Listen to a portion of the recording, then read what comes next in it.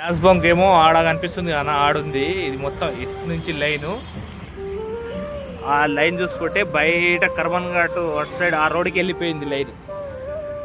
రెండు మూడు గ్యాస్ బంకులు అయితే తిరిగినా. మల్లమ్మ దగ్గర పోయినా, బాలాపూర్ సైడ్ పోయినా బంద్ ఉంది. మా తమ్ముడేమో చిలికలు కూడా సికింద్రాబాద్ పోయిండు, అటు కూడా బంద్ ఉంది. మెట్టు కూడా పోయిండు, అటు కూడా బంద్ ఉంది.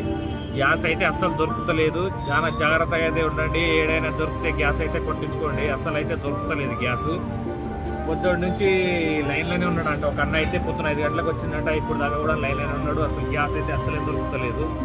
కొంచెం జాగ్రత్త అయితే ఉండండి. గ్యాస్ ఏడ దొరికితే ఆడ కొట్టించుకోండి. చాలా దొరికేటట్టు అయితే లేదు. నాకైతే నైట్ నుంచి తిరుగుతున్నాను, నైట్ కూడా దొరకలేదు, ఇప్పుడు కూడా దొరకలేదు గ్యాస్. మీకు ఎవరైనా లైన్ లేకుంటే మీ దోస్తులు ఎవరు ఉంటే వాళ్ళని అయితే పిలిచి మంచిగా గ్యాస్ అయితే కొట్టించుకొని చెప్పండి, రిక్వెస్ట్ చేయండి. ఎందుకంటే అసలు దొరకలేదు గ్యాస్. పొద్దున్న 5 గంటల నుంచి అయితే లైన్లోనే ఉన్నారు ఇల్లు.